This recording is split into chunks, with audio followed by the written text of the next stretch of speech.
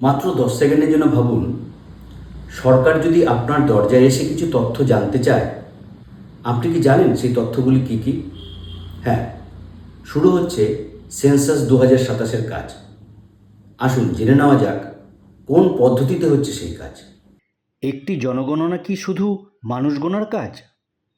এর উপর নির্ভর করতে পারে ভবিষ্যতের উন্নয়ন পরিকল্পনা, সরকারি সেবা এবং নীতি নির্ধারণের গুরুত্বপূর্ণ সিদ্ধান্ত।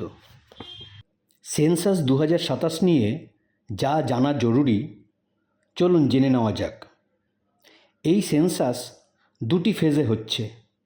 প্রথম ফেজে হবে বাড়ি গণনা আর দ্বিতীয় ফেজে হবে জনগণনা। প্রথম ফেজ শুরু হচ্ছে অগাস্টে। গণনাকারী বা এনুমারেটর আপনার বাড়ি যাবেন 16ই অগাস্ট 2026 থেকে 31শে অগাস্ট 2026-এর মধ্যে।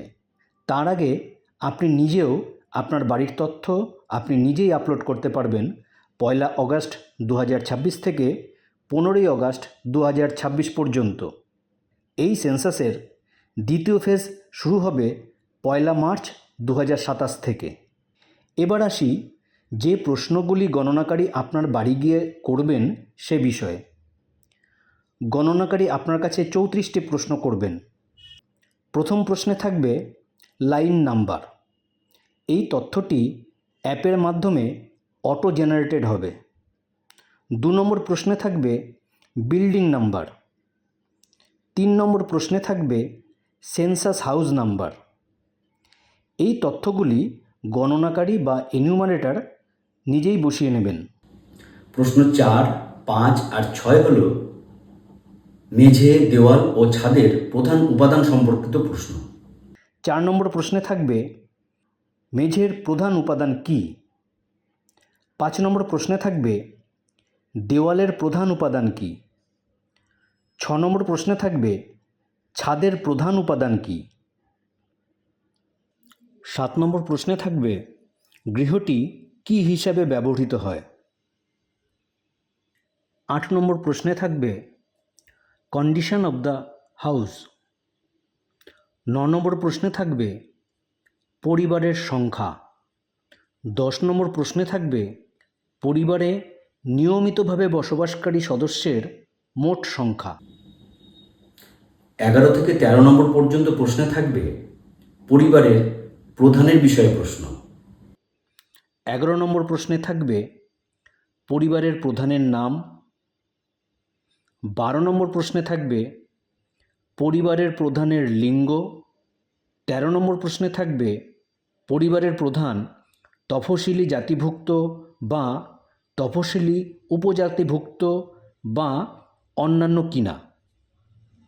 14 নম্বর প্রশ্নে থাকবে গৃহের মালিকানার বিবরণ। 15 নম্বর প্রশ্নে থাকবে শুধুমাত্র এই পরিবারের হেফাজতে রয়েছে এমন বসবাসযোগ্য ঘরের সংখ্যা। 16 নম্বর প্রশ্নে থাকবে এই পরিবারে বসবাসকারী বিবাহিত দম্পতির সংখ্যা। 17 থেকে 25 পর্যন্ত থাকবে পরিবারগুলি যেসব সুবিধা উপভোগ করে সেই বিষয়ে প্রশ্ন। 17 নম্বর প্রশ্নে থাকবে পানীয় জলের প্রধান উৎস। 18 নম্বর প্রশ্নে থাকবে পানীয় জলের উৎসটি কোথায়। 19 নম্বর প্রশ্নে থাকবে আলোর প্রধান উৎস। 20 নম্বর প্রশ্নে থাকবে শৌচালয়ের উপলব্ধতা। 21 নম্বর প্রশ্নে থাকবে শৌচালয়ের ধরন। 22 নম্বর প্রশ্নে থাকবে বর্জ্য জলের নিকাশি কার সাথে যুক্ত। 23 নম্বর প্রশ্নে থাকবে বাড়ির চৌহদ্দির মধ্যে স্নানের ব্যবস্থা আছে কি না। 24 নম্বর প্রশ্নে থাকবে রান্নাঘর ও এলপিজি অথবা পিএনজি এর সংযোগ আছে কি না। 25 নম্বর প্রশ্নে থাকবে রান্নায় ব্যবহৃত প্রধান জ্বালানি। 26 থেকে 32 পর্যন্ত থাকবে যেসব পরিসম্পদ পরিবারটির হেফাজতে রয়েছে সেই বিষয়ে প্রশ্ন। 26 নম্বর প্রশ্নে থাকবে রেডিও ট্রানজিস্টার সম্পর্কে প্রশ্ন। 27 নম্বর প্রশ্নে থাকবে টেলিভিশন সম্পর্কে প্রশ্ন। 28 নম্বর প্রশ্নে থাকবে ইন্টারনেটের উপলব্ধতা। 29 নম্বর প্রশ্নে থাকবে ল্যাপটপ বা কম্পিউটার সম্পর্কে প্রশ্ন। 30 নম্বর প্রশ্নে থাকবে টেলিফোন এবং মোবাইল ফোন অথবা স্মার্টফোন সম্পর্কে প্রশ্ন। 31 নম্বর প্রশ্নে থাকবে সাইকেল এবং স্কুটার অথবা মোটরসাইকেল অথবা মোপেড সম্পর্কে প্রশ্ন। 32 নম্বর প্রশ্নে থাকবে 4 চাকার গাড়ি, জিপ অথবা মোটর ভ্যান সম্পর্কে প্রশ্ন। 33 নম্বর প্রশ্নে থাকবে পরিবারটি প্রধানত কোন খাদ্যশস্য গ্রহণ করে তার উপর প্রশ্ন। 34 নম্বর প্রশ্নে থাকবে মোবাইল নম্বর। এসব তো গেল যে সমস্ত প্রশ্নের মাধ্যমে তথ্যগুলি জানা হবে সেই সম্পর্কে। এবার আসি জনগণনা কেন করা হয়। জনগণনা হল একটি দেশের নির্দিষ্ট সময়ে সকল মানুষের সংখ্যা, বয়স, লিঙ্গ, শিক্ষা, পেশা, বাসস্থান, ধর্মসহ বিভিন্ন তথ্য সংগ্রহের প্রক্রিয়া। এর মূল উদ্দেশ্য হল দেশের জনসংখ্যা সম্পর্কে সঠিক ও নির্ভরযোগ্য তথ্য জানা। একটি দেশের ক্ষেত্রে জনগণনার যেসব উপকারিতা রয়েছে সেগুলি হল উন্নয়ন পরিকল্পনা প্রণয়ন।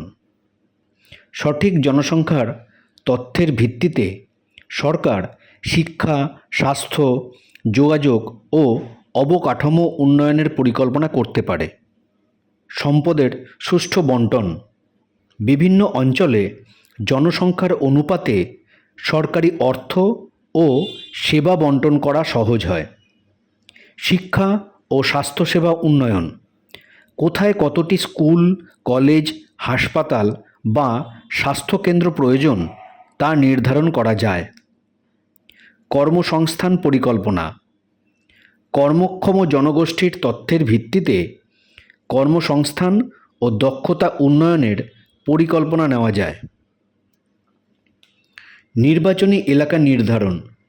ভোটার সংখ্যা অনুযায়ী নির্বাচনী এলাকা নির্ধারণ ও প্রতিনিধিত্ব নিশ্চিত করা যায়। দুর্যোগ ব্যবস্থাপনা। কোনো এলাকায় কত মানুষ বাস করে তা জানা থাকলে দুর্যোগের সময় দ্রুত ত্রাণ ও উদ্ধার কার্যক্রম পরিচালনা করা সহজ হয়। গবেষণা ও নীতি নির্ধারণ। গবেষক ও নীতি নির্ধারকেরা জনসংখ্যার তথ্য ব্যবহার করে বিভিন্ন সামাজিক ও অর্থনৈতিক সমস্যা বিশ্লেষণ করতে পারেন। জনগণনা একটি দেশের উন্নয়ন, সুশাসন ও ভবিষ্যৎ পরিকল্পনার জন্য অত্যন্ত গুরুত্বপূর্ণ। এটি সরকারের সঠিক সিদ্ধান্ত গ্রহণ এবং জনগণের প্রয়োজন অনুযায়ী সেবা নিশ্চিত করতে গুরুত্বপূর্ণ ভূমিকা পালন করে। যেসব প্রশ্নের মাধ্যমে তথ্য জানা হবে সেই সব প্রশ্নের সংক্ষিপ্ত আলোচনা আজকে করা হলো। এবার প্রত্যেকটি প্রশ্ন নিয়ে বিস্তারিতভাবে আলোচনা করব পরের ভিডিওতে। নমস্কার।